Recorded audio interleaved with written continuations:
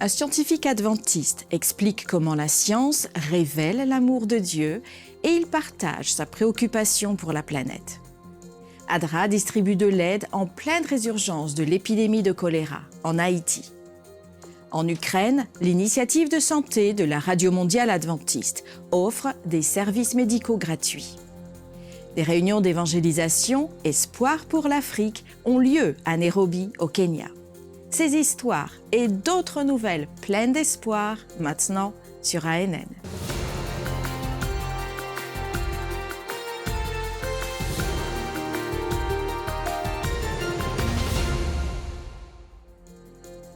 EUD News, l'agence de presse adventiste de la région intereuropéenne, nous propose un entretien intéressant avec Noémie Duran, scientifique de la branche de l'Institut de recherche en géosciences à Sagunto, en Espagne. Noémie révèle comment la science nous aide à comprendre l'amour et le soin de Dieu pour notre planète. L'Institut de recherche en géosciences est une institution de la Conférence générale qui travaille sur la relation entre la foi et la science, principalement sur le conflit des origines. Donc, comment pouvons-nous trouver, avec une méthodologie scientifique, des preuves que ce que la Bible nous dit est vrai concernant les origines, l'origine de la vie, de l'homme, le déluge, etc.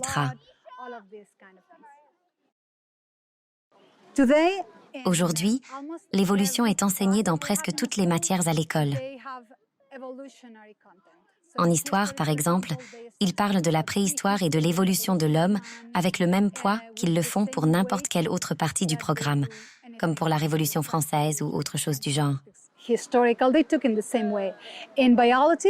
L'évolution est présentée comme un fait.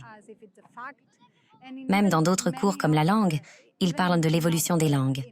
C'est difficile parce que l'évolution est partout et ils ne comprennent pas la possibilité de l'alternative ou même les faiblesses de la théorie de l'évolution.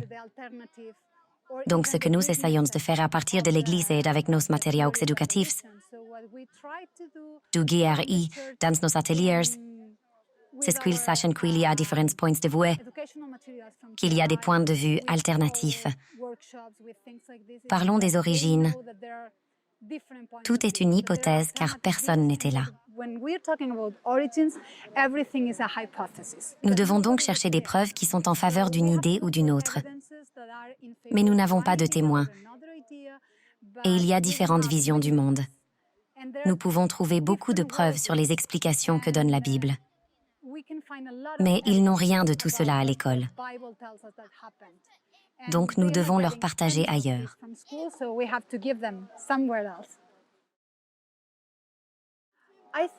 Je pense que la plupart de nos enfants croient en ce que dit la Bible, mais il y a un conflit intérieur. Ils ne savent pas où placer leurs connaissances. Ils pensent que la Bible dit la vérité, que la création et le déluge sont vrais. Mais ensuite, ils reçoivent les informations sur la préhistoire, l'ère glaciaire et les hommes des cavernes. Et ils ne savent pas organiser l'ensemble de ces connaissances. Ils ont deux histoires différentes et conflictuelles. Nous devons les aider à résoudre ce conflit. Ils pensent qu'ils croient en la Bible, mais en fait, il est difficile d'avoir une vision cohérente.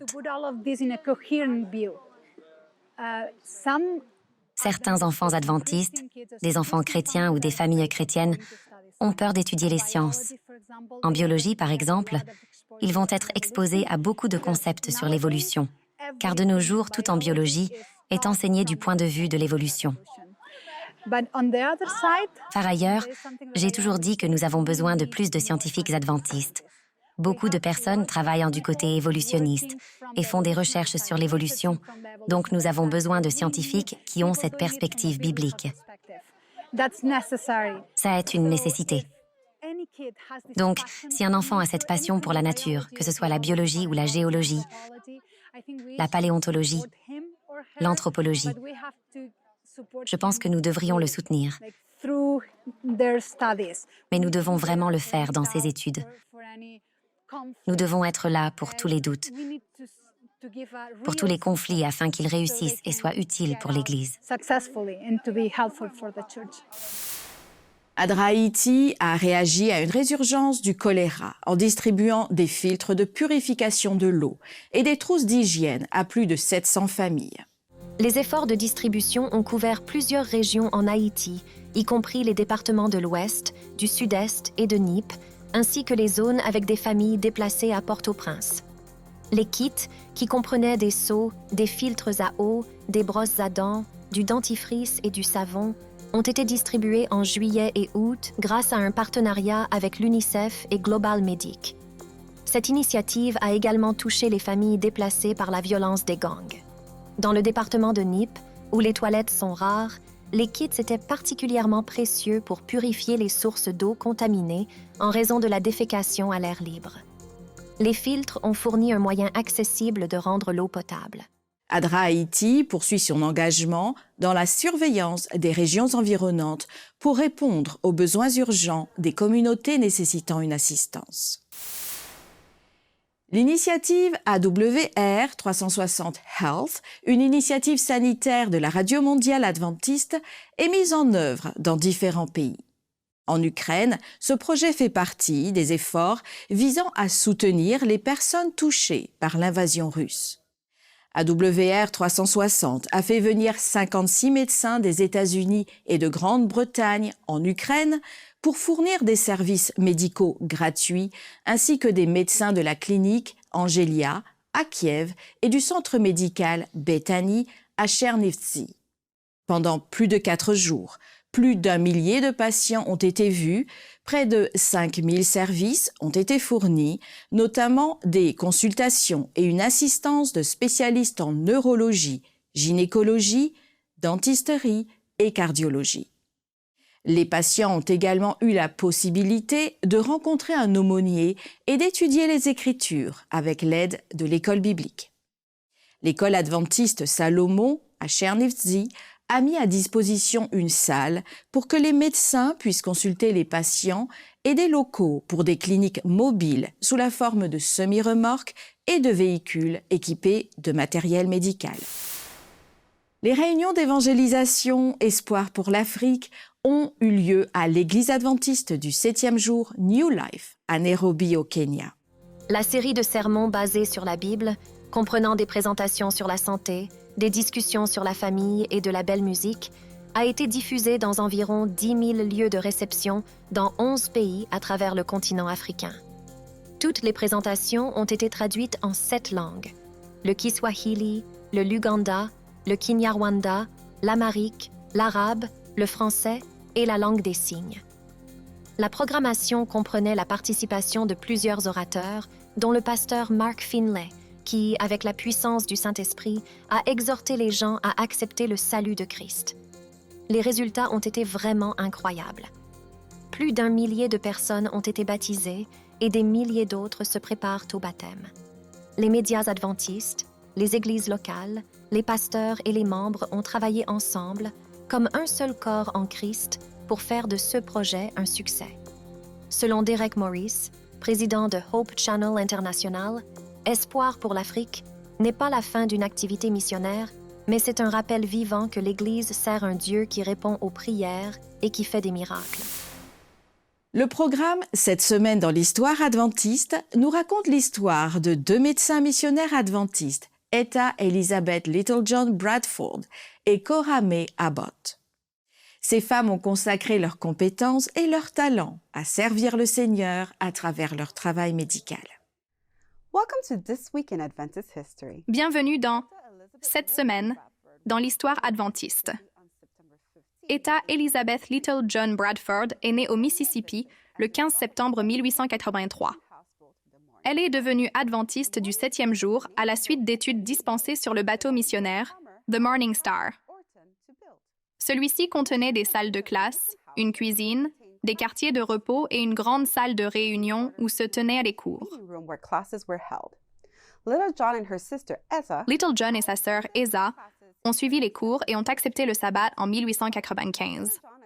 Little John a fréquenté l'école de formation d'Oakwood, puis a suivi un cours d'infirmière au sanatorium de la Nouvelle-Angleterre, établi par l'Église adventiste à Melrose, dans le Massachusetts. Pendant son séjour, elle était l'infirmière assistante d'Ellen White lorsque celle-ci est venue au sanatorium en 1904 pour des traitements et pour prendre la parole lors d'un camp meeting. Après l'obtention de son diplôme, Etta a épousé Robert Lee Bradford et a donné des cours de nutrition et de soins infirmiers et a enseigné en soins infirmiers à Oakwood.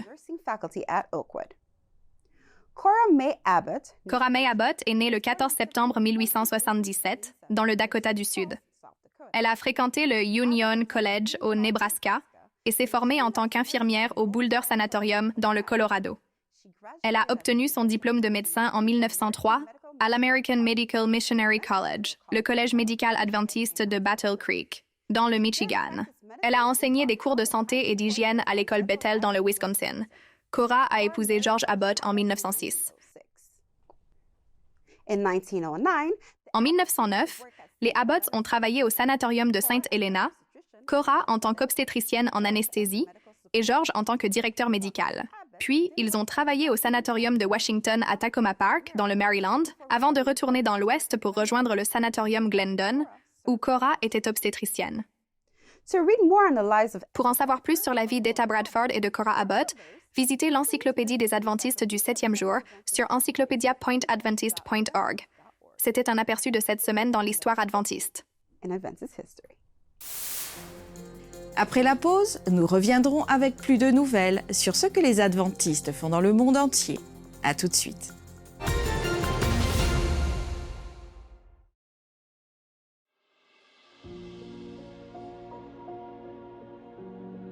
Dieu a-t-il créé les dinosaures? Il est facile de regarder ces énormes créatures terrifiantes et de se demander si un Dieu bon les aurait créées. Et parce qu'elles sont utilisées comme preuve de l'évolution, certains nient leur existence. Cependant, des fossiles abondants montrent clairement que les dinosaures ont existé. Cela ne signifie pas que Dieu voulait des monstres mortels dans sa création d'origine. Notre monde a changé et les prédateurs d'aujourd'hui, comme les requins, sont redoutables. Mais notre monde compte encore de nombreuses créatures douces. Les prédateurs actuels nous parlent de la puissance de Dieu, mais nous savons que celui-ci n'a jamais voulu la violence dans sa belle création. Les dinosaures peuvent inspirer la crainte, mais tout comme nous attendons que le lion se couche avec l'agneau dans la nouvelle création divine, nous pouvons espérer que les dinosaures, dans leur douce magnificence originelle, seront aussi présents.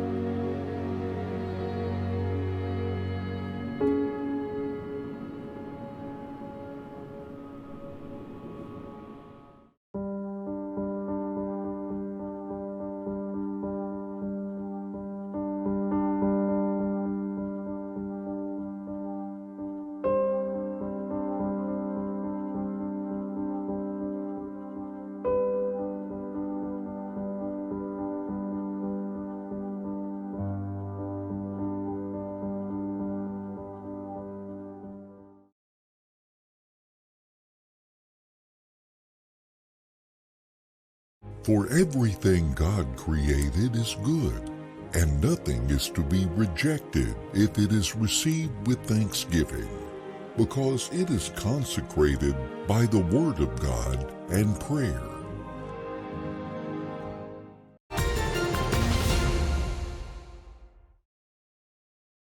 Le Centre universitaire adventiste de Sao Paulo, UNASP au Brésil, dispose d'un espace dédié aux jeux religieux destinés aux étudiants de l'établissement et à la communauté. La bibliothèque de loisirs SafePoint vise à promouvoir le temps libre des étudiants pour les aider à se développer tant sur le plan académique que spirituel. Un espace ludique destiné aux jeunes universitaires et à la communauté pour le développement social, académique et spirituel. C'est le SafePoint. Dans cet environnement, le plaisir et l'apprentissage se rejoignent. L'espace fonctionne au campus d'ingénierie de UNASP et est né d'un projet de Williams Costa Jr., un professeur en communication et religion, ainsi que d'autres partenaires. SafePoint est né en mars 2023, a été créé par les pasteurs Eric Lima, Danny Bravo et moi-même. L'objectif était de fournir aux étudiants de l'UNASP un environnement où ils pourraient apprendre sur la Bible le samedi grâce à des jeux éducatifs. C'est aussi un espace où nous créons des jeux religieux pour la communauté adventiste. La ludothèque fonctionne le samedi matin avec l'école du sabbat. L'après-midi, elle ouvre ses portes pour le divertissement des élèves. Tout cela avec une vaste collection de jeux de société chrétiens, un environnement très bien préparé pour accueillir la classe. L'espace de la ludothèque vise à combiner la pédagogie de vivre des moments marquants et de construire des connaissances à travers ces moments marquants avec ses amis, à travers des jeux, à travers ce qui apporte des stimuli positifs pour vous et pour toute votre communauté, tout votre groupe d'amis. La ludothèque offre donc cela à l'élève, qui peut être ici, se développer et se construire positivement, ce qui est le plus précieux, c'est-à-dire la connaissance. Cela se traduira évidemment par une croissance spirituelle.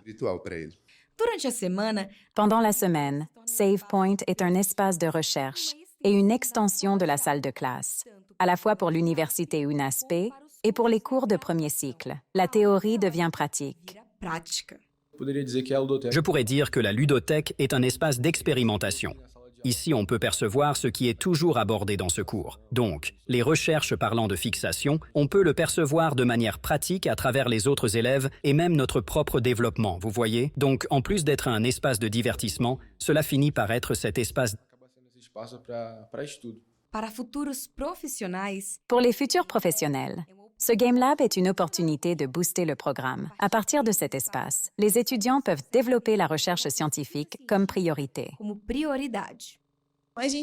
Nous avons à notre disposition environ 80 jeux dans la ludothèque et nous accueillons des étudiants du Centre de pédagogie, de psychologie et d'ingénierie qui viennent ici pour en apprendre un peu plus sur la Bible grâce aux jeux. En plus de cela, nous avons à SafePoint un environnement physique et présentiel où les étudiants qui suivent d'autres cours acquièrent d'autres formations et peuvent également développer des compétences en conception de jeux. Le jeu est une voie que l'Église adventiste a trouvée pour l'évangélisation et l'UNASP fait partie de ce grand mouvement. Avec le cours de jeux vidéo de l'éducation adventiste à distance, plusieurs développeurs ont émergé et ainsi nous pouvons développer plus de jeux et atteindre plus de personnes. Lorsque nous parlons de jeux, les gens ont souvent peur des valeurs que ces jeux transmettent, parce que souvent, les jeux contiennent des éléments de violence, des éléments qui sont en contradiction avec la foi chrétienne. Mais pour que les jeux reflètent nos valeurs, nous avons de plus en plus besoin de développeurs qui soient chrétiens, de développeurs qui soient adventistes. Pour atteindre cet objectif, l'UNASP propose un cours de développement de jeux vidéo en ligne. C'est donc une façon de préparer les membres de notre Église, les jeunes de notre Église, à utiliser leur formation de base à travers les jeux et ainsi promouvoir les valeurs de notre foi. Durant 5 jours de célébration, l'université et séminaire adventiste Lakpahana au Sri Lanka a célébré son incroyable parcours jusqu'à ses 100 ans. La commémoration a symbolisé l'engagement de l'institution envers ses objectifs initiaux. Un grand nombre d'anciens élèves ont visité l'établissement pour partager leurs expériences. Des défilés scolaires, des performances culturelles et des réunions spirituelles faisaient partie des activités auxquelles les invités ont participé tout au long de la rencontre. Le principal objectif de l'université et séminaire adventiste Lakpahana est de préparer les étudiants à servir Dieu et leurs prochains. Depuis sa fondation, il y a un siècle, cette idée directrice était la pierre angulaire de l'approche pédagogique de l'école. L'Église adventiste, dans la région du sud de l'Asie et du Pacifique, partage l'histoire inspirante de Charabahan. Après avoir réussi à l'examen de licence en soins infirmiers aux Philippines cette année, elle a été diagnostiquée avec un cancer de la thyroïde à l'âge de 25 ans. Malgré ce diagnostic, Shara a poursuivi sa carrière en qualité d'infirmière afin d'avoir un impact positif sur la vie de ceux qui sont confrontés à des défis médicaux similaires. Mon cancer n'a pas eu un énorme impact sur ma décision de poursuivre une carrière en soins infirmiers. J'ai été diagnostiquée 2 semaines avant mon examen de licence. Le mot cancer semble vraiment effrayant, mais sachant que le cancer de la thyroïde a un bon pronostic, j'ai été plus encouragée à poursuivre mes rêves de devenir infirmière, car je savais que ce n'était qu'une simple épreuve. Shara a reçu un soutien indéfectible de la part de ses parents, en particulier de son père, qui lui rappelait la fidélité de Dieu et son dessein pendant ces moments difficiles. Sa bataille personnelle contre le cancer de la thyroïde lui a donné une perspective unique sur les soins de santé et les soins aux patients, en mettant l'accent sur les difficultés auxquelles ces derniers sont confrontés. Avoir le cancer m'a fait réaliser que je dois faire plus pour prendre soin de mes patients. Le plus difficile dans la lutte contre le cancer a été après ma chirurgie, parce que je souffrais beaucoup. J'étais impuissante. Je pouvais à peine parler et bouger. C'est durant ces moments que j'ai réalisé qu'être un patient ou être malade n'est pas facile. Ayant expérimenté ces choses en tant qu'individu, je suis capable de comprendre la situation des patients. C'est pourquoi je peux dire que mon expérience a influencé ma perspective sur les soins aux patients.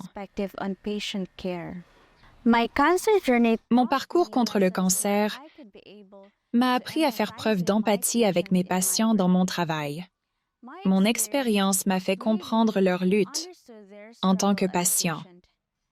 Ainsi, je suis maintenant motivée à devenir une meilleure infirmière. Prier pour eux est le meilleur moyen de leur apporter des soins. Partager mon histoire pourrait être aussi une excellente façon de les soutenir émotionnellement. Cependant, cette histoire ne parle pas de moi. Elle parle de Dieu. Je ne cesserai jamais de parler aux autres de la bonté de notre Dieu. Je pense que c'est une façon de soutenir les autres. L'expérience du cancer de Shara lui a enseigné des leçons de vie qui l'aideront à devenir une meilleure infirmière. Sa relation avec Dieu lui a donné un plus grand sens de l'empathie et de la compassion et lui a permis d'interagir avec les patients de façon plus personnelle. Elle affirme dans sa déclaration « Dieu est bon et je continuerai à en parler aux autres ». L'école de formation en soins infirmiers et obstétriques des adventistes du 7e jour au Ghana, en Afrique de l'Ouest, a un impact sur le développement académique et spirituel des étudiants. En raison de la forte demande éducative, l'institution a besoin de plus d'espace. Une partie de l'offrande du 13e sabbat de ce trimestre aidera à agrandir le collège avec de nouvelles salles de classe et des dortoirs. Les soins de santé constituent un élément important de l'Église adventiste du 7e jour depuis sa création.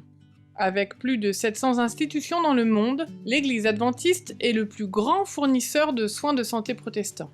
L'influence médicale de l'Église s'étend très loin, y compris dans les pays d'Afrique de l'Ouest, au Ghana.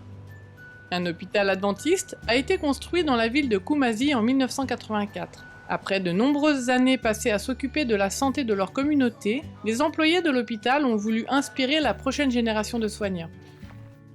L'école a commencé avec l'hôpital principal.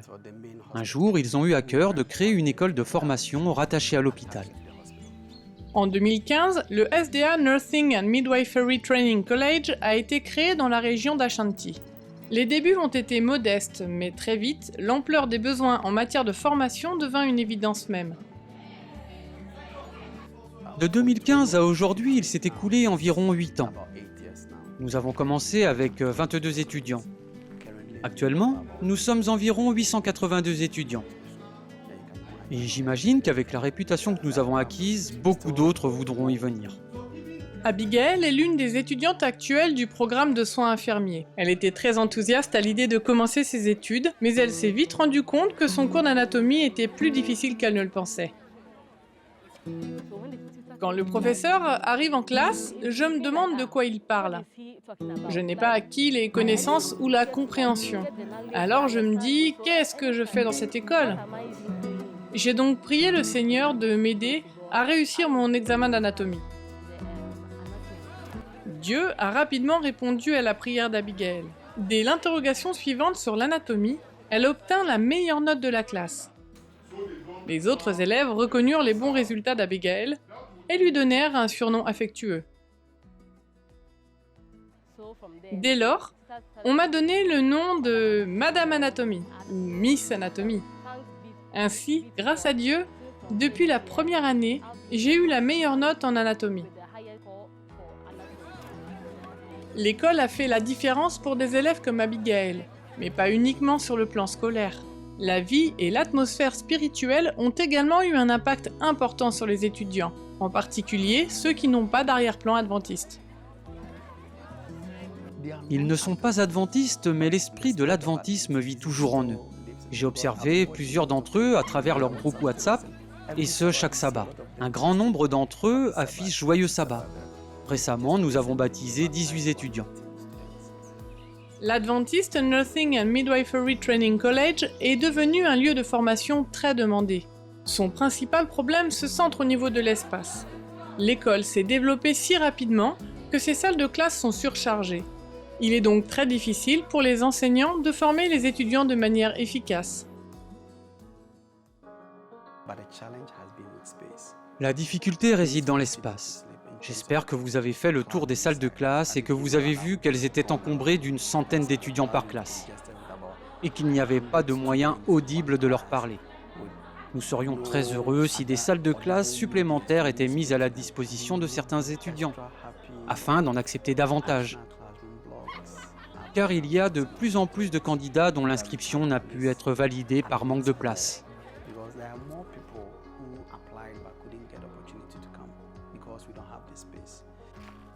Ce trimestre, une partie de votre offrande du 13e sabbat aidera l'école à achever la construction de nouvelles salles de classe, ce qui permettra à des centaines de futures infirmières et sages-femmes de réaliser leur plein potentiel.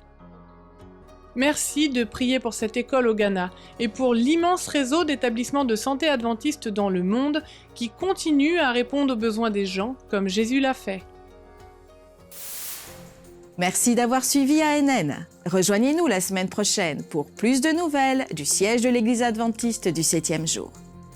Saviez-vous que l'Église adventiste du 7e jour a une chaîne YouTube où vous pouvez regarder ANN Vidéo, ANN in Depth et plein d'autres vidéos étonnantes sur la prophétie, la santé et l'étude de la Bible?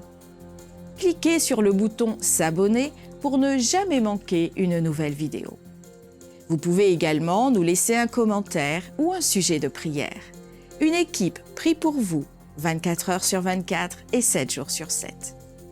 Avant de nous quitter, voici une bonne nouvelle tirée du livre de Daniel au chapitre 12 et au verset 3. Les hommes qui auront eu de la sagesse resplendiront alors comme le firmament. Ceux qui auront amené un grand nombre à être justes brilleront comme les étoiles à toujours et à jamais. Ainsi s'achève notre programme de cette semaine. N'oubliez pas que vous pouvez toujours visiter adventiste.news/fr pour des nouvelles quotidiennes et des vidéos. À la semaine prochaine pour plus de nouvelles de foi, d'amour et d'espérance. Que Dieu vous bénisse.